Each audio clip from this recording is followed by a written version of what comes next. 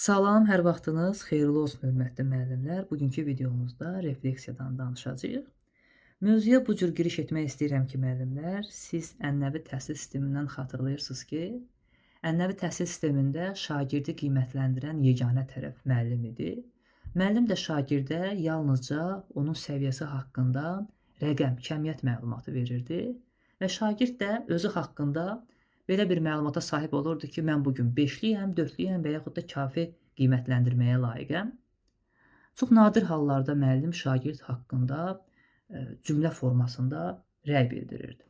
Amma bütün bu hallarda yenə də şagirdə onun haqqında məlumat verən müəllim idi. Yəni müəllimdən məlumat alırdı özü haqqında. Lakin artıq müasir təhsil proqramı tətbiq olunduqdan sonra, yəni kurikulum tətbiq olunduqdan sonra şagird məlumatı aktiv qəbul edən tərəf olduğu kimi, həm də bir çox qiymətləndirmə növləri tətbiq olunmağa başladı. Bunlar içərisində yoldaş qiymətləndirməsi, yəni şagird öz yoldaşından özü haqqında məlumat alırdı. Həmçinin də özünü qiymətləndirmə forması tətbiq olunmağa başladı. Refleksiya da bunlar içərisindədir. Refleksiya bir insanın öz fəaliyyətinə, qərarlarına, hisslərinə və təcrübəsinə kənardan baxmaq, onları analiz etmək, hər hansı bir uğursuzluq varsa, onlara düzəliş etməkdən ibarət olan bir prosesdir. Yəni, təlim prosesinin ən önəmli hissələrindəndir. Və biz müəllimlər gündəlik planlaşdırma zamanı, ümumiyyətlə gündəlik təlim zamanı mütləq şəkildə refleksiya aparmalıyıq.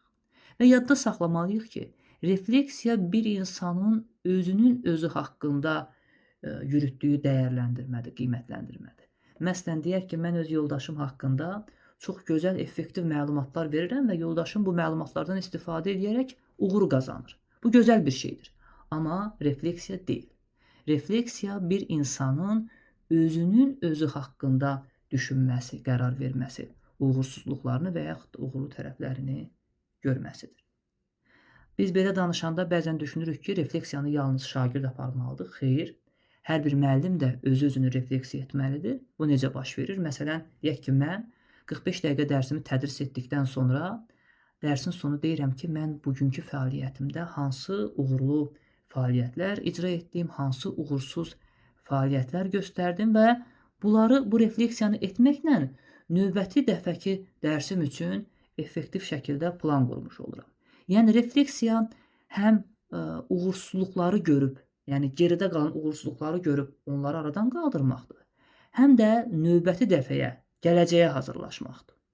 Refleksiya daha çox dərsin sonunda aparılır, amma həmçinin dərs prosesi zamanı da refleksiya aparıla bilir.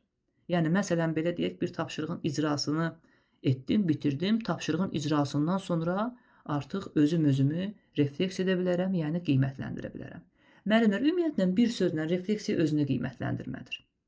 Və bu özünü qiymətləndirmə ona görə lazımdır ki, bir insan öz uğursuzluqlarını görəndə, həmən uğursuzluqları artıq aradan qaldıranda, hər hansı bir mövzunu, hər hansı bir dərsi artıq tam şəkildə bitirərək növbəti dəfəyə addım atır.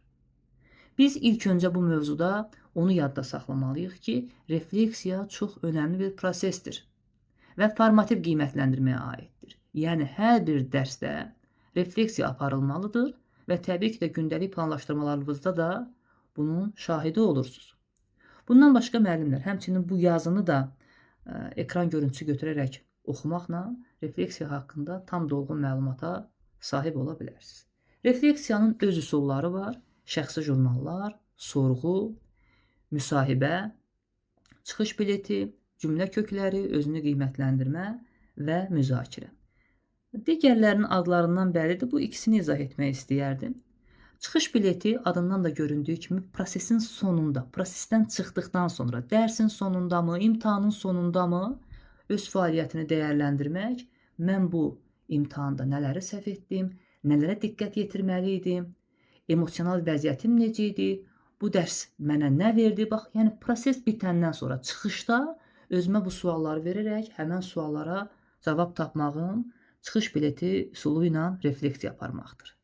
Bəs cümlə kökləri necə formada aparılır?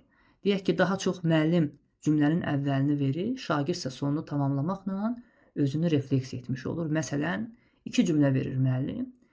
Mən bu dərsdə öyrəndim ki, şagird qalanını tamamlayır.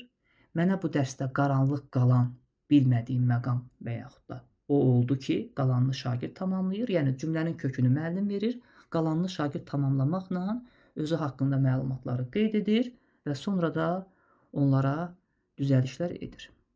Yenə də qeyd edirəm, refleksiyanı təkcə şagird aparmır. Təbii ki, biz refleksiyanı şagird üçün aparırıq gündəlik planlaşdırmada. Müəllim də öz fəaliyyətini daim refleksiya etməlidir. Şagird özünü refleksiya edən zaman həm şagird özü haqqında məlumatlı olur, həm də bu refleksiyaya yol açan müəllim olduğu üçün şagirdin refleksiyası zamanı müəllim də öz şagirdi haqqında məlumatlı olmuş olur. İnsan refleksiya edərkən, daha dəqiqləşdiririk, şagird refleksiya edərkən tam öyrənir, boşluq buraxmır. Müəllim şagirdi refleksiya edir. Yəni refleksiya üsullarından istifadə etməklə şagirdi refleksiya edir və şagirdi haqqında da məlumatlı olur. Refleksiya, yenə deyirəm, formativ qiymətləndirməyə aiddir, çünki hər gün aparılır. Bir də bəzi təlim üsulları var ki, hamınız adlarını bilirsiniz, keçirilmə, belə deyək, formalarında bilirsiniz.